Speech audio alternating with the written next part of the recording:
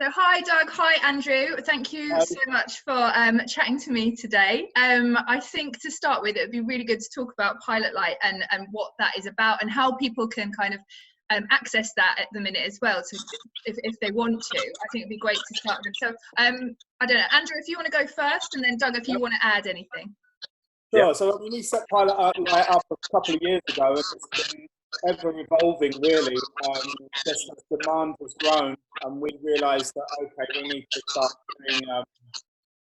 we need to start offering more. We set it up as a conversation to break the stigma around mental health, so other people can start talking about it. But yeah, as the journey's gone on, as we've figured out a few things, and we've married up with other people and other charities and campaigns themselves, I think this year we finally figured out exactly what we were doing. And just as we were about to push like head first into it, then everything shut down. So rather unfortunate, but we're still here for everyone. We're still very much trying to offer as much support as we can, get people talking, have conversations, and get people in the positive frame of mind. Okay. And Doug, did you want to add anything? No, I mean that's pretty much it. We were working on quite a few things to get the ball rolling and really push Pilot Light out this year, but we're quite lucky, I reckon. We've had a lot of support over the last few weeks as well, wanting us to keep going and keep pushing and keep helping people. So yeah, that's pretty much it. And we kind of talked off camera, but I know you had lots of plans, like you said, of what you wanted to do with Pilot Light, and this has obviously put that to a standstill at the minute. So what are you doing for like the foreseeable, and what are you doing for people online that like maybe they can access, or like what are your plans for Pilot Lights during the coronavirus? So we're actually working on a little pack that we can get online at the moment. Just a little bit of advice of what you can do at the moment, if you're on your own, picking up new skills, learning new things, exercising, kind of building on that that notion that we've got more time than we had before, and hoping to help build routine into that time so that when everything does go back to normal, we can carry good habits in. Yeah. We were working on some sort of resilience packs and working with a couple of other local community companies to put something big together for hospitality. So in the background, we're still working on that so that when we're open, we can, open back open for business, we can start pushing it out there and get that really working. Yeah, and Andrew, I saw that there's obviously videos on your Instagram as well of people sharing their stories. How important is that? I think it's yeah, I mean, that was the first thing I ever wanted to do is, and again, I focused my attention back to that point of sharing stories. I mean, my side of Pilot Light came about because I shared a story on Instagram like 4 years ago, and then realizing that there was a whole load of people that were saying, look, I've been through the same. And I just wanted people to talk more. So this is a perfect time. If anyone wants to share their story with us, we'll gladly put it on a website. But, I know how liberating it is to get that story out of your head onto paper. And even if you don't share it, just getting it out on the computer or pad or whatever it is, or write a journal, I think is really cathartic and important. So, yeah, it's been nice that people have been sharing some video content and we can put it up online. And so what are your kind of personal experiences? We chatted a little bit before, Andrew, about how you're finding this. So maybe you can kind of, your views on it. Everyone has a different kind of view on it and how they've felt being forced into hibernation. But I know you said that you were actually quite enjoying it. So.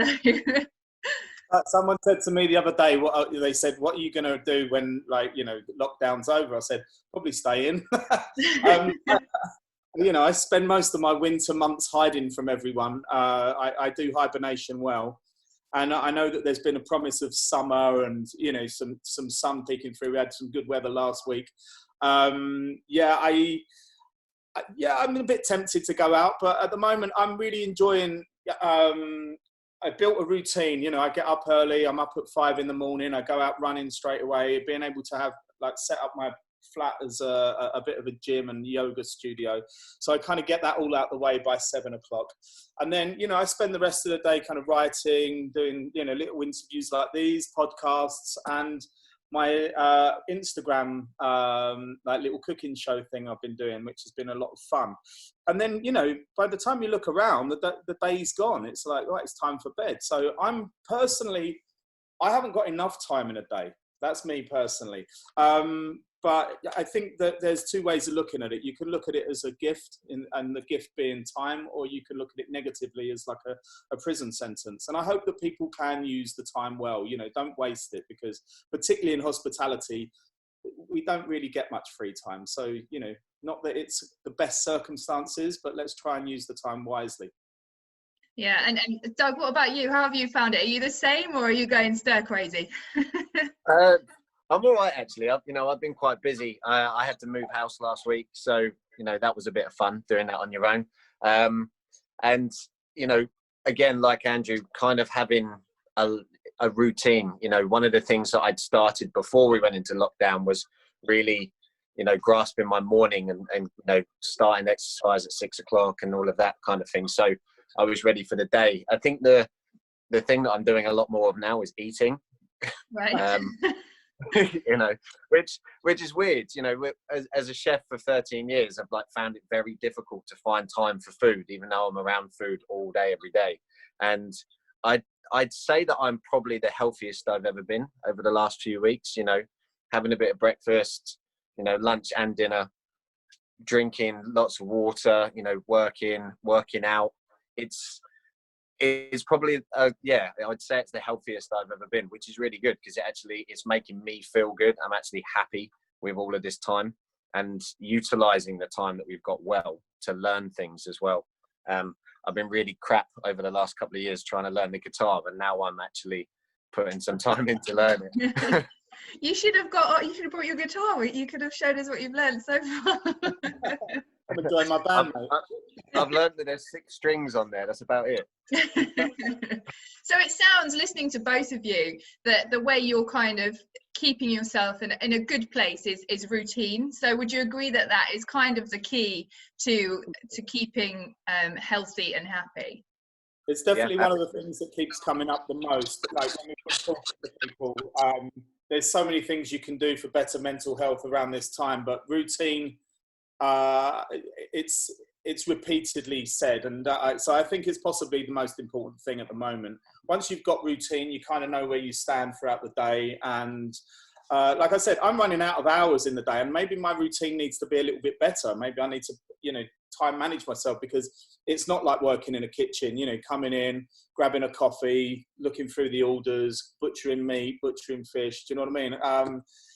There's kind of set rules that you do when you're in a kitchen, but kind of working from home and figuring it out, we had to get that routine into place very, very quickly in order to be as productive as we can. So.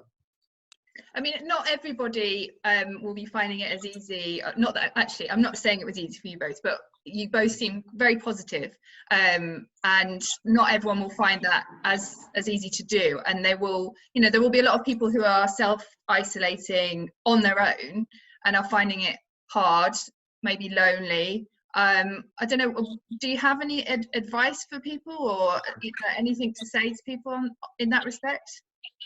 Doug, maybe you go. Yeah. I mean, I think contact really is probably the most important thing. You know, maybe planning some FaceTime things with friends and stuff like that, because it's important not to wait for people to contact you at the moment. I think the most important thing is to reach out to friends and family and try and really rebuild a connection that you've not had before. You know, being completely on your own, you know, especially as hospitality individuals where your family is generally at work. You can probably take a lot of what you've learned and put it into practice now. And, you know, going back to that routine thing, you know, we are very routine focused in the industry. So, you know, maybe just writing down that you're going to phone your mum tomorrow and then organise a little quiz night with your mates the following night, or, you know, an after service beer kind of thing. But really just keep in contact with people. You know, the whole social distancing doesn't mean that we actually have to stop talking to people. Yeah, exactly. And Andrew, you mentioned that you're doing your cooking videos, and I've seen so many cooking videos all across social. I just wondered, do you think that's, for some people, is an added stress to kind of see some people being able to cook with all these lovely things that obviously being sent, but some people can't even pay the bills? So might they find that difficult? I'm one of them at the moment. I mean, you know, there's part of me that should be seriously worried at the moment. I mean, really seriously worried. But you've got to look at the positives. So I've been very lucky to have people send me some little gift boxes, and then I can cook stuff up and, you know, give them a bit of love on social media. That I'm happy, you know, really grateful for. I feel that doing these videos, I'm hoping that there's more positive than negative. Sure, it's going to affect one or two people.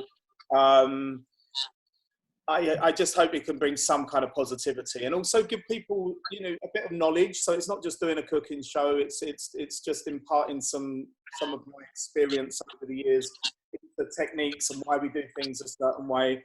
But yeah, I think it's just about spreading some positivity more than actually cooking a recipe. Do you see what I mean?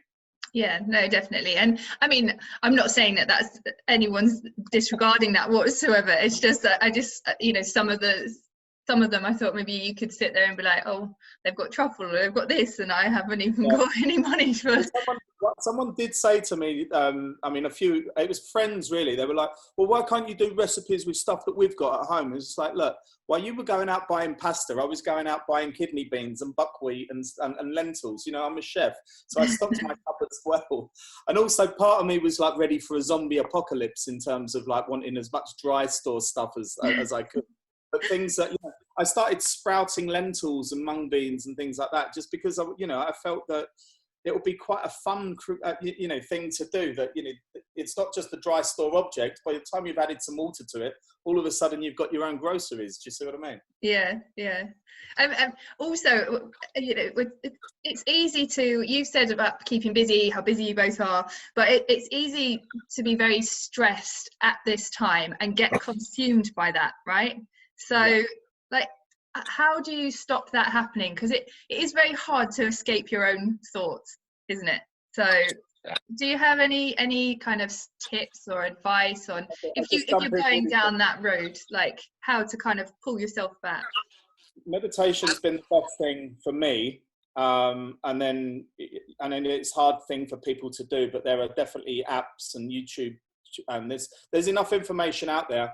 And again, going back to the gift of time, we have time to try and work with it and learn it. And, you know, I think if you kind of read up on it, or you look at a few tutorials, a guided app, then within 30 days, you're going to get the hang of it and you're going to start seeing benefits from it. And so I can't stop talking about meditation. I've been, you know, shouting loud about it for the last few years, because it's singly the best thing that has happened in my life to calm me down, particularly as a chef, someone that's 200 miles an hour and the mind doesn't switch off. So meditate in the morning when I wake up, and meditate in the evening before I go to bed. Slightly different, but at the same time, it switches off that creativity. I don't indulge the creativity at 2 a.m, but it allows me to sleep, it allows me to rest well, and then the next day I'm up and, you know, ready for a double shift. So I think at this time, when there are those anxieties, while there are those little stresses that can creep in, being able to calm the mind and focus the mind is really good. And then I'd say exercise, eating well, you know, avoid the booze, drink lots of water, hydrate yourself, and if you can, get a bit of sun, get that sun. And what about you, Doug? Do you agree, or have you got a different way that if you start to get in that kind of frame of mind? Yeah, I mean, for me, I have to. I'm not particularly great at meditating, but meditation doesn't actually have to mean that you sit there and close your eyes and take deep breaths. It's a focus that you acquire. So, you know, you can do that in exercise. You can do that just by allowing yourself to step back for 5 minutes and look at what's going on. You know, one of the things that I often have to do is I have to recognize that there's something wrong, which is, you know, it is easy to do because you know yourself better than anybody, and then just take a little step back and look at everything that's happening, what's going on, make some notes so I can read it through, and then, you know, then you can start acting upon it. I couldn't suggest routine more. You know, I know we've already spoken about it, but you know, we crave that kind of, you know, structure as hospitality individuals. So being able to take that into what we're doing now, you know, is probably the most important thing. You know, writing a list, but more, I would say just stepping back, make notes, look at what's going on, and then use that time wisely to adapt and move forward. And it's simple practice that we know that we can apply today. Yeah. Even something as simple as breathing, you know, breathing exercises make a whole world of difference as well. And there's, you know, so many scientific links to why breathing works.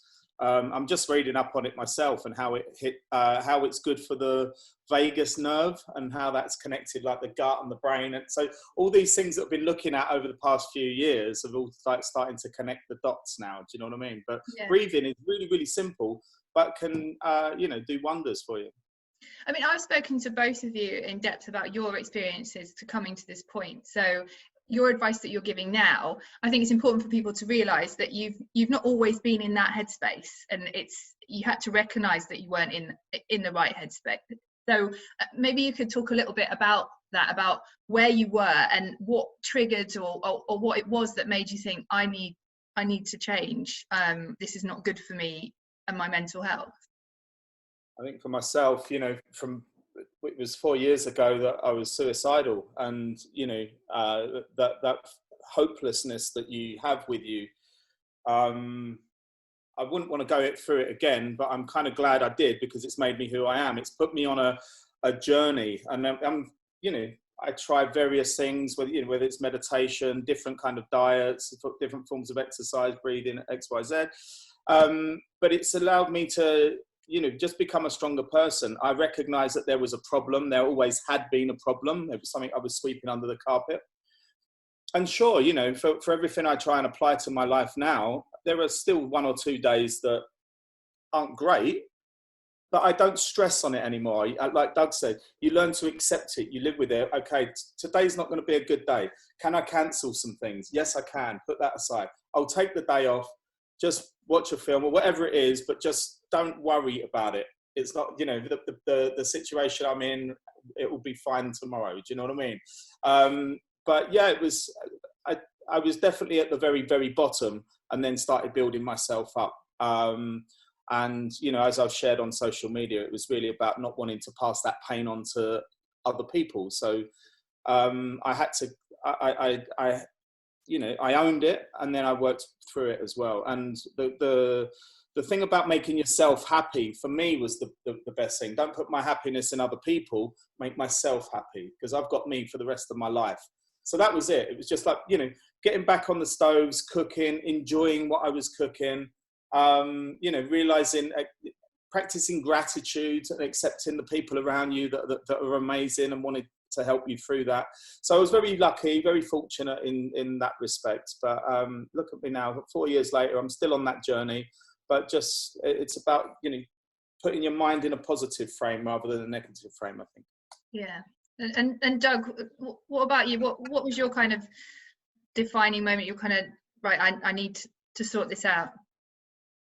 I think for me, you know, it was the long wait to actually find out specifically what was wrong, you know. So, you know, I suffer from something called disassociation, which is, you know, it can take many forms. Most people would recognize it as, you know, their journey home every day. There'll be that time where they'll get home and not have any, like, you know, they can't remember how they got there. Mine is like that, but tenfold. I lose quite a lot of time. You know, I've lost days in the past, and I've woken up in hospital being told by family members that I've tried to kill myself, and that's happened 3 times. And after 3 times, you kind of really have to look at yourself, even though if you don't know what's wrong, and go, you know, what do you want? Because these aren't things that I ever wanted to do. I didn't want to, you know, I didn't want to commit suicide. I didn't want to not be here. So I had to look at what I could do to improve, and also, you know, not become that ridiculous statistic that we're in at the moment. You know, we recognize that there's a problem going on with corona and things, but, you know, every 40 seconds somebody commits suicide. So it's something that we really need to take seriously. And started to notice the serious impacts of mental health on people in the kitchen, youngsters becoming alcoholics and, and drug abusers, and just thinking this needs to change. I'm not doing these things. So there has to be a way that all of these other people can get through the days, not doing it as well. And I just wanted to showcase that I have a problem. I accept that I have a problem and I deal with it.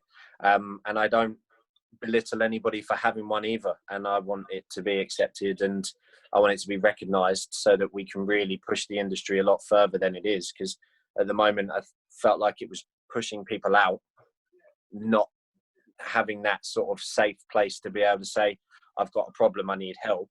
It was more, you've got a problem, you're not doing your work properly, it's probably not for you. Whereas actually the reason why any of us are in the industry is because we love it. So that's, that for me was the reason why I wanted to change, is, that basically. And as an industry, although there are men and women in it, it does kind of have that feel sometimes that you don't want to talk. And I know I've spoken to both of you about that, about people actually talking. They just don't talk about that. I'm quite happy to have banter in the kitchen and things like that, but actual feelings is like, oh my God, don't want to talk about actual feelings. So like, how much would you both stress that it's important to get it out of your brain and say it sometimes, isn't it, for you to be able to move forward and be more positive? Actually, I mean, society has conditioned us not to talk about these things. You know what I mean? It's been a taboo for, thousands of years, it seems. I think that now we've got a generation of people that want to change, and people that are affected and want, as Doug says, a safe space, a place where you can talk.